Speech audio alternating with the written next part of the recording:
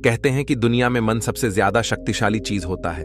अगर किसी चीज को तुम पूरे मन से चाह लो तो तुम उसे हासिल कर सकते हो। ये मैं नहीं कहता, ये सभी महापुरुषों का कहना है। लेकिन अगर यह सत्य है, ये सच है, तो हम जो अपने मन से चाहते हैं वह हमें हासिल क्यों नहीं होता है? भाई, कोई भी इंसान अपने मन में तो दुख नहीं चाहेगा, लेकिन वो रहता तो दुखी है। हर इंसान अपने मन से तो कामयाब होना चाहता है, खूब पैसा कमाना चाहता है, लेकिन फिर भी वह कामयाब नहीं होता। भला ऐसा दुनिया में कौन इंसान होगा जो अपने मन में यह चाहेगा कि मैं नाकामयाब रहूं या मैं पैसा ना कमाऊं? सोचने की बात है तो इसमें दो चीज निकलकर सामने आती है। या तो वह महापुरुष गलत थे जिन्होंने यह बात बोली कि मन से चाहे हुई चीज हासिल हो जाती है, या फिर हम गलत हैं। आज की पोस्ट में मैं जो कहानी बताने वाला हूं उसमें आपको एक ऐसा मंत्र मिलेगा। उसे समझने के बाद आपको एक ऐसा मंत्र का पता चलेगा जिससे आप यह समझ पाएंगे कि अपने मन से कोई भी चीज कैसे करवाई जाती है, मन में किसी भी बात का बीज कैसे बोया जाता है। ये इस कहानी से आपको अच्छी तरह से समझ में आ जाएगा, और इससे आप ये भी समझ पाएंगे कि आकर्षण का नियम, लॉ ऑफ अट्रैक्शन, कैसे काम करता है। कहानी छोटी सी है लेकिन बहुत ही गहरी है। इस पोस्ट को पूरा लास्ट तक पढ़ना तो ही आप अच्छे से इस कहानी का पूरा लाभ ले पाएंगे। तो चलिए कहानी शुरू करता हूं और समझते हैं कि मन का मंत्र, मैन को कंट्रोल, कैसे करे। एक बार की बात है, एक आदमी के जीवन में सिर्फ दुख ही दुख थे। वह जो भी काम करता उस बेचारे का वह काम पूरा ही नहीं होता। घर में आता तो घर में क्लेश बना रहता, किसी से कोई मदद मांगता तो कोई उसकी मदद नहीं करता। ऐसा लगता था कि चारों तरफ से उसके ऊपर दुख का पहाड़ टूट पड़ा है। उसे समझ नहीं आ रहा था कि मैं इन दुखों से कैसे पार पाऊं। वह दिन रात यही सोचता रहता था कि अपने दुखों से छुटकारा कैसे पाना है। इसी कारण से वह रात में सो भी नहीं पाता था। उसकी आंखों के नीचे बड़े बड़े काले घेरे बन गए थे, जो इस बात का प्रतीक थे कि वह आदमी कितना दुखी है और कितना चिंतित है। कभी कभी तो उसके मन में आत्महत्या करने के भी ख्याल आते थे, लेकिन अपने परिवार की चिंता करके वह यह कदम नहीं उठा पाता। वह इतना दुखी हो गया कि उसने निर्णय किया कि वह इन दुखों से छुटकारा पाकर ही रहेगा। इसके लिए चाहे उसे कितनी ही मेहनत करनी पड़े, कुछ भी करना पड़े, चाहे अंगारों पर चलना पड़े, लेकिन इन दुखों से छुटकारा हासिल करके रहेगा। ऐसे ही एक दिन उसने अपने मित्र से पूछा कि मैं अपने जीवन को कैसे सुधारे। उसके मित्र ने उसे बताया कि तुम किसी बाबा के पास जाओ। बाबाओं के पास ऐसा मंत्र होता है जिससे सारे दुख मिट जाते हैं, जीवन खुशियों से भर जाता है और धन संपदा भी हासिल होती है। तुम किसी ऐसे बाबा को ढूंढ लो, बस तुम्हारा काम बन जाएगा। उस आदमी के मन में यह बात पूरी तरह से पक्की बैठ गई कि कोई बाबा ही मेरा दुख दूर कर सकता है, और इसीलिए उसे किसी भी बाबा के बारे में पता चलता तो वह उस बाबा के पास पहुंच जाता, उस बाबा को अपनी समस्या बताता और उससे उसका समाधान पूछता और कहता कि बाबा, मैं कुछ भी करने के लिए तैयार हूं, लेकिन मेरी इन समस्याओं से मुझे छुटकारा दिला दीजिए। आप जो कहेंगे मैं वह करूंगा, लेकिन मेरे जीवन को सुधार दीजिए। बाबा उसे कुछ टोने टोटके बताते थे करने के लिए, और बदले में दान दक्षिणा ले लेते थे कि यह टोना टोटका करने के बाद तुम्हारे घर में सुख शांति बनी रहेगी। बस इस टोटके को पूरी विधि के साथ करना। वह आदमी घर लौटकर पूरी विधि के साथ टोने टोटके करने लगा, लेकिन बहुत टोने टोटके करने के बाद भी उसके जीवन में कुछ बदलाव नहीं आया। इसके विपरीत उसका जीवन और ज्यादा दुखी हो गया। जो भी बाबा उसे टोना टोटका देता था वह बदले में उससे दान दक्षिणा लेता था, जिससे उसका धन भी धीरे धीरे खत्म हो रहा था। इससे उसके जीवन में दुख और ज्यादा बढ़ गया। तब उसे लगा कि बाबाओं के पास जाने से तो मेरे जीवन में दुख कम होने की वजह बढ़ते ही जा रहे हैं, तो मुझे क्या करना चाहिए? बाबाओं के पास जाऊं या ना जाऊं? फिर एक दिन एक आदमी ने उसे बताया कि तुम अपने घर में किसी पंडित को बुलाकर हवन करवा लो। हवन होगा, घर शुद्ध हो जाएगा। कोई भी बुरी ऊर्जा होगी घर में तो वह घर से बाहर चली जाएगी। किसी पंडित को बुलाकर पूरे विधि विधान उसे मंत्र उच्चारण कराओ, हवन कराओ, जिससे घर में सुख शांति आए। उस आदमी के मन में यह बात बैठ गई और उसने एक पंडित को अपने घर पर बुलाकर हवन करवा दिया। हवन अच्छी तरह से संपन्न हुआ। बदले में पंडित ने भी अच्छी दान दक्षिणा ली और उसके बाद वह वहां से विदा हो गया। लेकिन कुछ दिनों के बाद उस आदमी को महसूस हुआ कि उसके जीवन में अभी भी कोई बदलाव नहीं आया है। अब वह आदमी पूरी तरह से दुखी हो गया और ज्यादा परेशान हो गया। अब तो उसे लगने लगा था कि मेरे जीवन में से दुख कभी खत्म ही नहीं होंगे। और यही सोच सोचकर उस आदमी का बुरा हाल हो गया था। फिर एक दिन उसे अपने मित्र से एक ऐसे बाबा के बारे में पता चला जो समाधान बताने के लिए कोई दान दक्षिणा नहीं लेता था। उस आदमी को लगा कि यह बाबा दूसरे बाबाओं की तरह नहीं हो सकता, क्योंकि यह तो दान दक्षिणा लेता ही नहीं, और अगर दान दक्षिणा नहीं लेता तो यह सच में कोई सिद्ध बाबा होगा। और यही सोचकर वह उस बाबा के पास पहुंच जाता है। जब वह आदमी वहां पर पहुंचता है तो वह बाबा ध्यान में बैठे हुए थे। यह देखकर वह आदमी वहीं पर चुपचाप बैठकर ध्यान से बाहर आने का उनका इंतजार करने लगा। थोड़ी देर बाद बाबा ने आंखें खोलीं तो सामने एक दुखी और परेशान युवक को बैठे देखा। उसकी आंखों के नीचे काले घेरे देखकर ही समझ गया कि यह आदमी अपने जीवन से कितना परेशान है। उसे संबोधित करते हुए बाबा ने पूछा कि बच्चा, क्या चाहते हो? बाबा के पास क्या लेने आए हो? उस आदमी ने कहा कि बाबा, मैं अपने जीवन से बहुत परेशान हूं। मैंने इन दुखों को दूर करने के लिए बहुत सारे रास्ते अपनाए, हर वो तरकीब करके देखें जो किसी बाबा ने मुझे बताई, हर वो काम किया जो कोई भी इंसान ने मुझसे करने को कहा, लेकिन मेरे जीवन में दुखों में कोई कमी नहीं आई। बाबा, इसके विपरीत मेरे जीवन में दुखों में बढ़ोतरी हो गई है। मुझे समझ में नहीं आ रहा है कि मैं क्या करूं। कभी कभी तो मैं आत्महत्या करने की सोचता हूं, लेकिन मैं अपने परिवार की सोचकर मैं यह कदम नहीं उठाता हूं। मैंने आपके बारे में बहुत सुना है बाबा, और मैं बहुत उम्मीद के साथ आपके पास आया हूं। कृपया करके मुझे कोई ऐसा मार्ग बताएं जिससे मुझे अपने दुखों से छुटकारा मिल जाए। मैं अपने दुखों से छुटकारा पाने के लिए कुछ भी करने को तैयार हूं। आप मुझे कोई भी रास्ता बताएं, चाहे वह रास्ता कितना ही कठिन क्यों ना हो, मैं उसको पार करके रहूंगा। बाबा ने महसूस किया कि आदमी तो सच में बहुत परेशान है। बाबा ने उसकी बात सुनकर कहा कि बच्चा, दुखों को दूर करने के लिए मंत्र ऐसे ही नहीं मिलते हैं। मंत्र पाने के लिए कुछ करना पड़ता है। तुम कुछ कर सकते हो।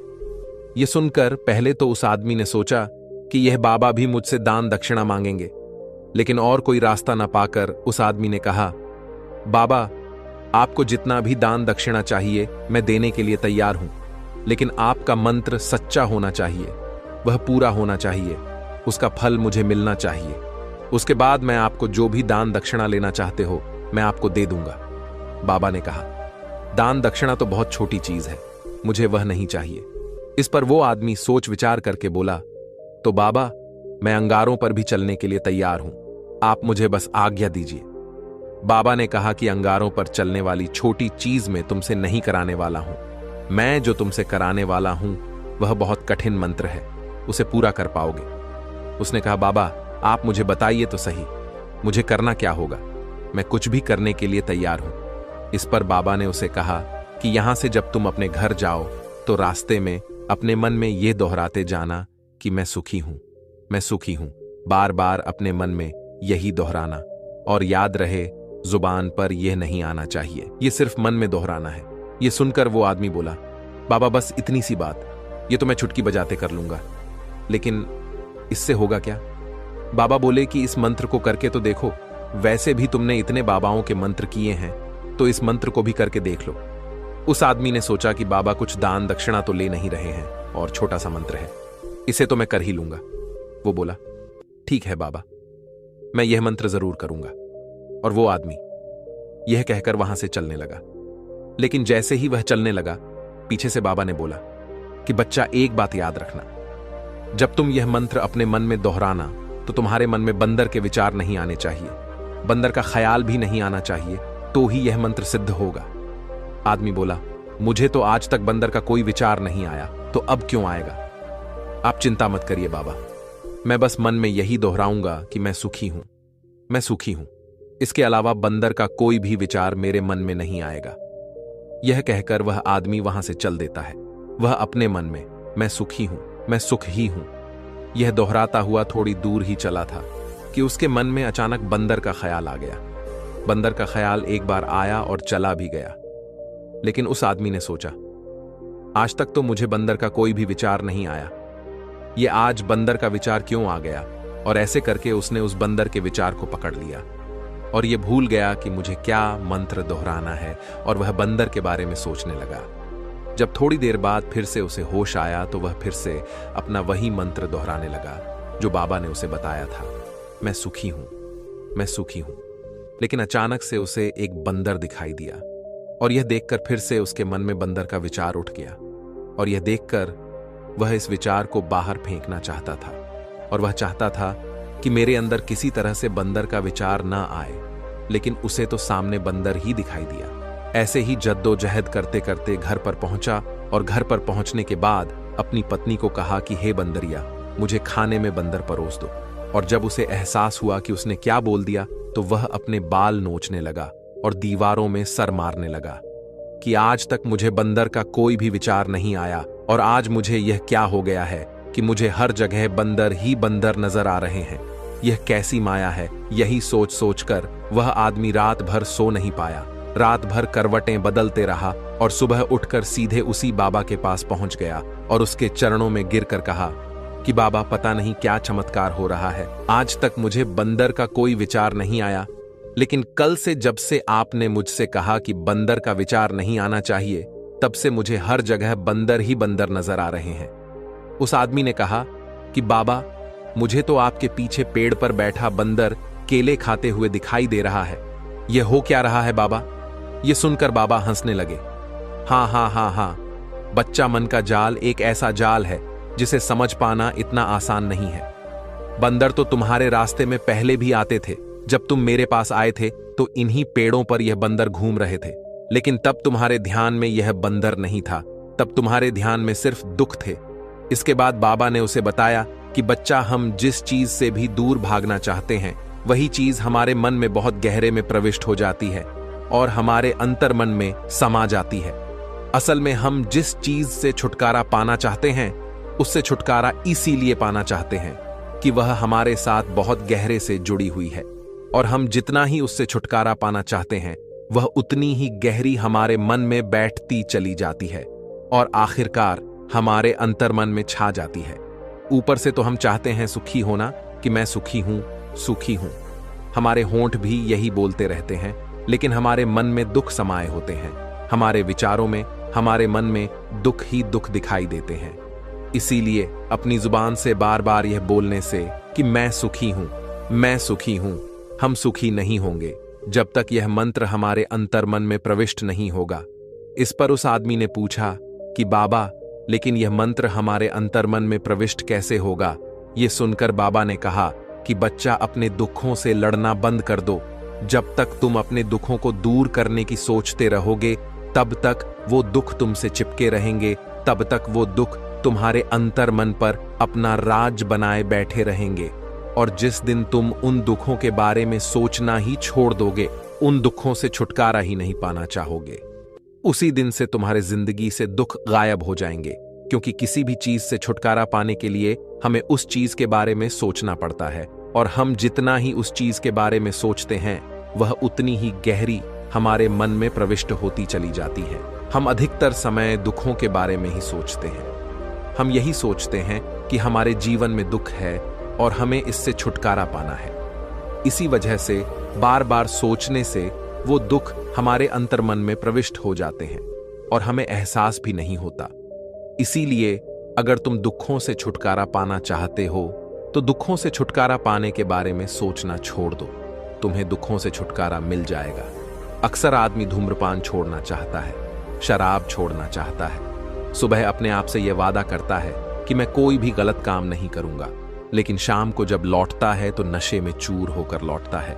ऐसा क्यों होता है? जो हम सोच रहे हैं वह पूरा कर ही नहीं पा रहे हैं। असल में हम उस चीज को बहुत ज्यादा तवज्जो दे रहे हैं, उस चीज को बहुत ज्यादा अहमियत दे रहे हैं। जब भी हम उस चीज को छोड़ने के बारे में सोचते हैं तो हम उसकी इंपॉर्टेंस यानी कि विशेषता और ज्यादा बढ़ा देते हैं। हमारा मन उस चीज के बारे में जितना ज्यादा सोचेगा, शराब या धूम्रपान छोड़ने के बारे में जितना ज्यादा सोचेगा, हमारा मन उतना ही उस चीज के पीछे ज्यादा भागेगा। हमें उस चीज से लड़ना नहीं है, बल्कि बिना सोचे गुजर जाना है। और अगर हम इस मंत्र को समझ लेते हैं तो हम अपने जीवन में जो भी पाना चाहते हैं उसे अपने अंतर्मन में डाल सकते हैं। और एक बार वो लक्ष्य हमारे अंतर्मन में बैठ जाता है तो फिर सफलता पाने में कोई समस्या नहीं आती, कोई दिक्कत नहीं आती। तो दोस्तों, कैसी लगी आपको यह कहानी?